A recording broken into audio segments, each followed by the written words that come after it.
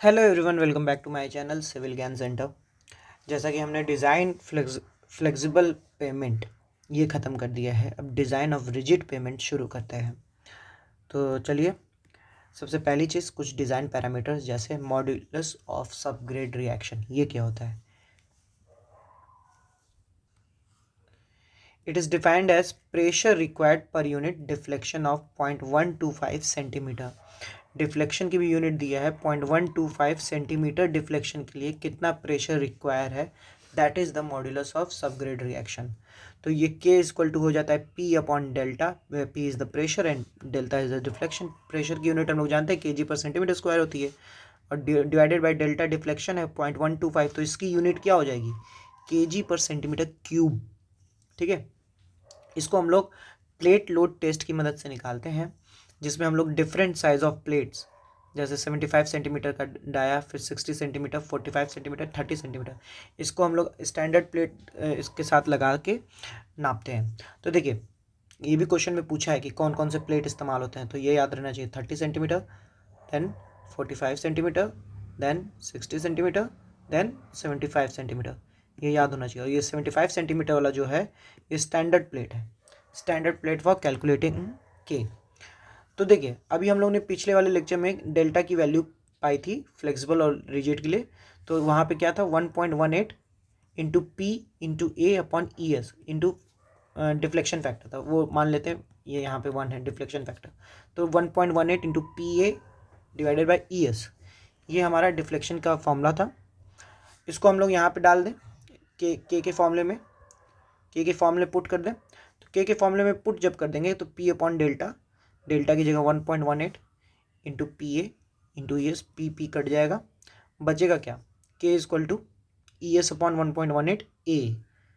मतलब यहाँ पे केवल दो वेरिएबल है, अगर ए चेंज होगा तो के चेंज होगा, बाकी ई एस कॉन्स्टेंट और 1.18 तो कॉन्स्टेंट है ही। तो मैं क्या ये कह सकता हूँ कि के ए इंटू, मतलब ए को उधर भेज दें तो K A is equal to constant E S upon 1.18। तो यहाँ से एक कंडीशन निकल के आती है K1A1 is equal to K2A2। और इससे बहुत प्यारा सा एक क्वेश्चन बनता है कि जिसमें आपको दे देगा कि के की वैल्यू दे देगा for standard plate. Standard plate मतलब क्या? Dia is equal to 0.75 centimetre. तो dia is equal to 0.75 centimetre, तो ए क्या होगा? ए रेडियस है 0.75/2, तो K into that value 0.75/2 is equal to कोई दूसरा प्लेट का डायमेंशन दे देगा, मान ले बोल देगा कि 30 सेंटीमीटर वाले के लिए, तो 30 सेंटीमीटर डिवाइडेड बाई 2। ठीक है, तो यहाँ से आपको K1 मिल जाएगा। तो इससे एक बहुत प्यारा सा क्वेश्चन बनता है, तो ये याद रखिएगा K1A1 is equal to K2A2।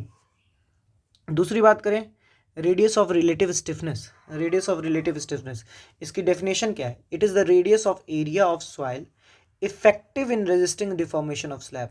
जो डिफॉर्मेशन ऑफ स्लैब हो रहा है उसको रेजिस्ट करने में जो एरिया ऑफ सॉइल है, उसकी रेडियस को रेडियस ऑफ रिलेटिव स्टिफनेस बोला जाता है। इसका फॉर्मूला है L is equal to E H cube upon 12K into 1 minus mu square, where E is modulus of elasticity of slab और सबकी पावर 1/4 है।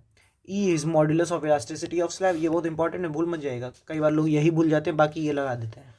ठीक है, एच है थिकनेस ऑफ द स्लैब, के है मॉड्यूलस ऑफ सबग्रेड रिएक्शन, के यहाँ पे मॉड्यूलस ऑफ सबग्रेड रिएक्शन है जो अभी ऊपर निकाले, म्यू है पॉइजन्स रेशियो। ठीक है, आगे बात करते हैं। ये एक और बर्मिस्टर से एक और आता है कि delta R is equal to 1 minus u square into P upon 2E। ये इतना इंपॉर्टेंट नहीं है, लेकिन बस फिर भी देख लीजिए कि रिजिड प्लेट के लिए ये भी होता है। ठीक है, आगे बात करते हैं अब। Equivalent radius of resisting section, वो बीच में कुछ रफ पेजेस थे उसको हटाइए। Equivalent radius of resisting section, इसमें क्या है? It is the area of radius of area, it is the radius of area of slab effective in resisting bending moment. अभी तक क्या था?